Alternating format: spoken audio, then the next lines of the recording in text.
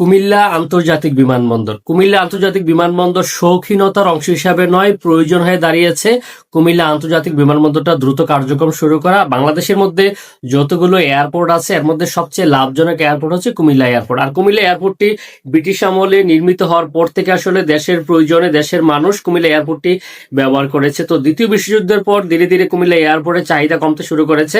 1994 সালে তখনকার সরকার আবার কুমিল্লা এয়ারপোর্টটি পুনরায় অভ্যন্তরীণ যোগাযোগের জন্য চালু করা হয়েছিল। তখন যাত্রী সংকটে কুমিল্লা এয়ারপোর্টটি আবার বন্ধ হয়ে যায়। কিন্তু এই মুহূর্তে বাংলাদেশের গত সরকারও যেটি চেয়েছিল বা এর আগের সরকার মানে অন্তর্বর্তীকালীন সরকার বা এর আগের সরকারও বলেছিল বাংলাদেশে যে কতগুলো পরিত্যক্ত এয়ারপোর্ট আছে এই এয়ারপোর্টগুলো পুনরায় চালু করা হবে।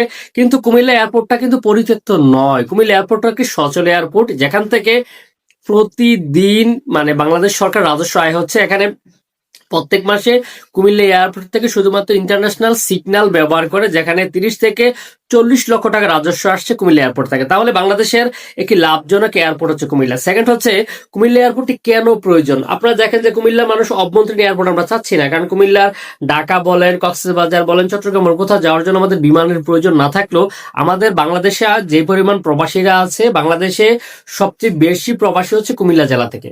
এবং এরপরে যে দ্বিতীয় অবস্থান আছে, দ্বিতীয় অবস্থান চট্টগ্রাম, তৃতীয় অবস্থান আছে ব্রাহ্মণবাড়িয়া, তারপরে আছে চাঁদপুর, ফেনী, লক্ষ্মীপুর। এই যে এই অঞ্চলের যে জেলাগুলো আছে, এই অঞ্চলের জেলাগুলো হচ্ছে প্রবাসী অধ্যুষিত এলাকা। এই এলাকার মানুষজনকে প্রতিনিয়ত মানে বাংলাদেশের যেই পরিমাণ প্রবাসী তার মানে 60% প্রবাসী হচ্ছে আমাদের এই অঞ্চলের। তো এই প্রবাসীদেরকে মানে বাহিরে দেশের বাইরে যাওয়ার জন্য ইন্টারন্যাশনাল ফ্লাইটের জন্য হয় যাইতে হচ্ছে ঢাকায়, হযরত শাহজালাল আন্তর্জাতিক বিমানবন্দর অথবা চট্টগ্রামে যেতে হচ্ছে। তাহলে এই যে সময় নষ্ট হচ্ছে এই দেশে মানে আমাদের এই কুমিল্লা অঞ্চলের প্রবাসীদের রেমিটেন্সে এই দেশে অর্থনীতি সমৃদ্ধ, আর তারা বাইরে যাওয়ার জন্য তাদেরকে একদিন আগে রওনা দিয়ে ঢাকা যাইতে হচ্ছে। এবং এর ফলে কি হচ্ছে, ঢাকা শহরে যানজট তৈরি হচ্ছে, ঢাকা শহরে এয়ারপোর্ট প্রতিনিয়ত যানজট থাকছে এবং দেশের মানুষের ভোগান্তি হচ্ছে, ঢাকা শহরের মানুষের ভোগান্তি হচ্ছে। তাহলে আমরা আমাদের এই অঞ্চলের প্রবাসীদের কথা চিন্তা করে হলেও দ্রুত সময়ের মধ্যে কুমিল্লা ইন্টারন্যাশনাল এয়ারপোর্টটি চালু করার প্রয়োজন। এবং এই এয়ারপোর্টটা চালু করার ক্ষেত্রে তেমন কোনো জটিলতা নেই, সবকিছু আছে।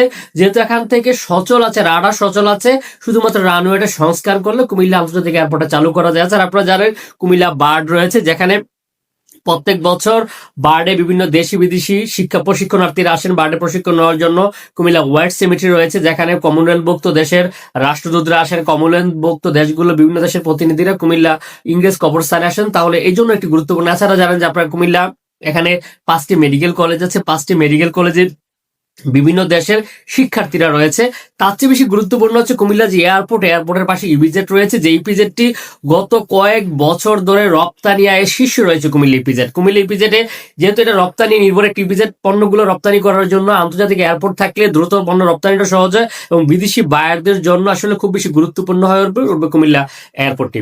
এছাড়া আমাদের কুমিল্লা একটি পর্যটন হাব, যেখানে আসলে অনেকগুলো পর্যটন কেন্দ্র রয়েছে, যেখানে আসলে দেশি পর্যটকরা আসেন। কুমিল্লা আন্তর্জাতিক এয়ারপোর্টটা হয়ে গেলে বিদেশি পর্যটকরা অনেক বেশি পরিমাণ আসতে পারবে। তো আমি মনে করি আমাদের কুমিল্লাবাসী যারা আছে সকলে মিলে দ্রুত আওয়াজ তুলুন যেন আমাদের সরকার, আমাদের এখন হচ্ছে গণ দাবি সবাই মিলে যেভাবে বাস্তবায়ন করতে হবে, বাস্তবায়ন করার ক্ষেত্রে আমাদের কুমিল্লার যে রাজনীতিবিদ আছে, বিশেষ করে আমাদের বাংলাদেশের বর্তমানের জাতীয় সংসদের প্রবীণ সংসদ সদস্য, যিনি বাংলাদেশের প্রবীণ বর্ষিয়ান রাজনীতিবিদ, বাংলাদেশ জাতীয়তাবাদী দল বিএনপির স্থায়ী কমিটির সদস্য, কুমিল্লা 1 আসন থেকে যিনি নির্বাচিত হয়েছেন, কুমিল্লার প্রাণ পুরুষ ডক্টর খন্দকার মোশাররফ হোসেন, এবং আমাদের কুমিল্লার আরেক কৃতি সন্তান কুমিল্লা 3 আসন থেকে নির্বাচিত হয়েছে মাননীয় ধর্মমন্ত্রী।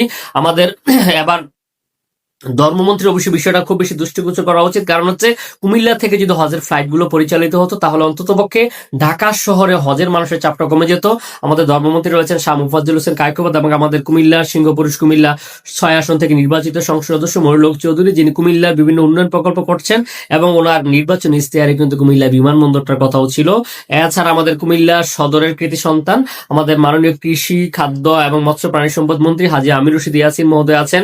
উনি আশা করি মানে উনি চেষ্টা চালাবেন কুমিল্লা এয়ারপোর্টের জন্য। এবং আমাদের কুমিল্লার আরেক গণমানুষের নেতা কুমিল্লা জেলা বিএনপি সভাপতি জাকারিয়া তাহের সুমন, যিনি গণপূর্ত মন্ত্রণালয়ের দায়িত্ব আছেন, এছাড়া কুমিল্লার যে 11 জন সংসদ সদস্য আছেন এবং যারা আজকে কালকের মধ্যে নারী আসনে যারা সংসদ সদস্য হবেন, এছাড়া আমাদের কুমিল্লার বৃহত্তর কুমিল্লার কৃতি সন্তান এহসানুল হক মিলন এবং জুনায়েদ সাকির সহ আমাদের এই অঞ্চলের প্রত্যেকজন এমপি, প্রত্যেকজন মন্ত্রীর একটাই দাবি থাকবে দ্রুত সময়ের মধ্যে কুমিল্লা আন্তর্জাতিক বিমানবন্দরটি সচল করা, যেখানে সচল করতে নাম মাত্র খরচ করে আসলে কুমিল্লা আন্তর্জাতিক এয়ারপোর্টটি সচল করা সম্ভব।